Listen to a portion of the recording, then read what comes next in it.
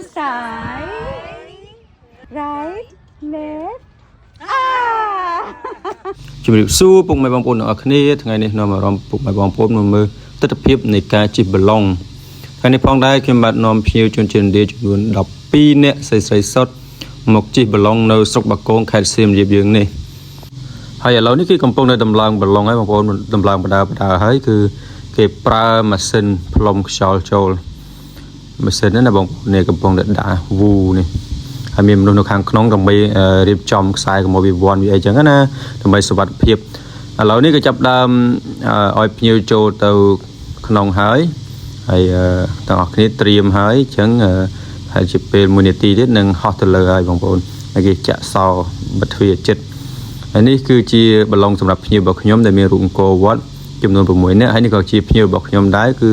ចំនួន6នាក់ដូចគ្នាឥឡូវនេះកំពុងតែដើរចូលទៅក្នុងហើយតទៅពីចូលទៅខាងក្នុងអស់ហើយបងប្អូនភ្ញៀវត្រៀមឲ្យអស់គេនឹងនាំគ្នាបិទទ្វារចាក់សោដើម្បីធានាសុវត្ថិភាពជូនភ្ញៀវសូមបញ្ជាក់ផងដែរបងប្អូនថាបឡុងនេះខុសពីបឡុងនៅមុខអង្គរបងប្អូនបឡុងមុខអង្គរគឺគេចងខ្សែជាប់មកក្រោមដោយសារតែធានាពីសុវត្ថិភាពរបស់ភ្ញៀវកុំឲ្យហោះចុះហោះឡើងអញ្ចឹងណាប៉ុន្តែបឡុងនេះគឺអត់មានខ្សែចងជាប់ទេបងប្អូនគឺបឡុងអត់នៅមកកន្លែងដូចនៅបឡុងមុខអង្គរទេគឺបឡុងនេះគឺហោះទៅលើរហូតបងប្អូនហើយដូរទិសដៅអញ្ចឹងបឡុងនេះគឺប្រើអង្គាសសុទ្ធបងប្អូនហើយនៅពេលដែលគេចង់ចុះចតអីគេគ្រាន់តែបន្ថយអង្គាសបន្តិចទៅគឺបឡុងនេះនឹងចុះចតមក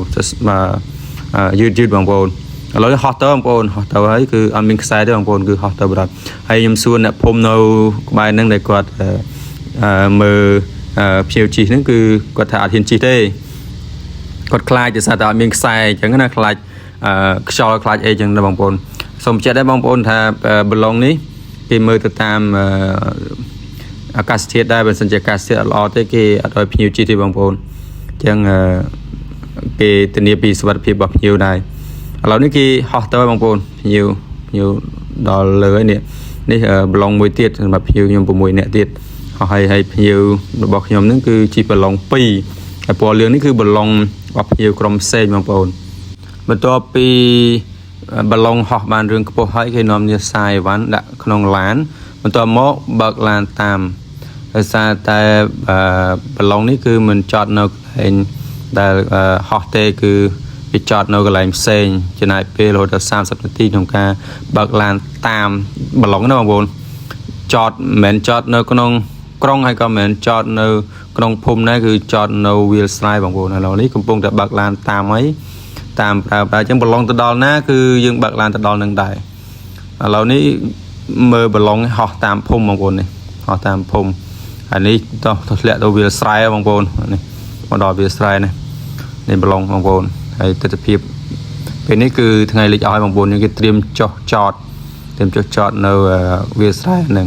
ជាងគេបន្ថយហ្គាសបងប្អូនចាប់ដើមបន្ថយហ្គាសគេបើកតិចតិចគេបើកតែតិចចឹងទៅហើយបន្ទាប់មកបឡុងហ្នឹងចុះចតមកម្ដងតិចមកដល់វាលស្រែនេះទេសភាពក៏មិនណយទេបងប្អូនទេសភាពស្អាតមែនទែនមានដើមត្នោតមានវាលស្រែមើលទៅគឺស្រស់ស្អាតបងប្អូនស្រស់ស្អាតเราចាប់ដើមចុះបងប្អូនចុះមកបដើនេះមកយឺតបងប្អូនមើលទៅពីចង្ងាយទៅអត់ឃើញមនុស្សទេនៅខ្ពស់បងប្អូនខ្ពស់ជាងដើមត្នោតទៀតនេះដើមចុះមកបដើនេះ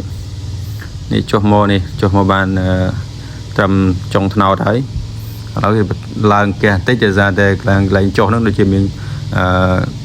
ស្រះទឹកអញ្ចឹងគេតម្លើងឲ្យវាហើបយ៉ាងនឹងបន្តិចឲ្យផុតដល់ចុះបងប្អូនចុះមកបដើនេះចុះហើយចុះមកបដើនេះដល់ក្រោយបងប្អូនហើយបងប្អូនវីដេអូមានតែប៉ុណ្្នឹងទេបងប្អូនអរគុណច្រើនសម្រាប់ការទស្សនាតាំងពីដើមដល់ចប់សម្រាប់វីដេអូថ្មីបើសិនជាបងប្អូនពេញចិត្តខ្ញុំនឹងធ្វើបន្តទៀតនេះឆ្លៀតថតបងប្អូនអត់មានពេលថតដោយសារតែជាប់ដល់ភ្ញៀវយើងបានតែឆ្លៀតពីចង្ងាយចឹងបងប្អូនអរគុណច្រើនបងប្អូនជម្រាបលា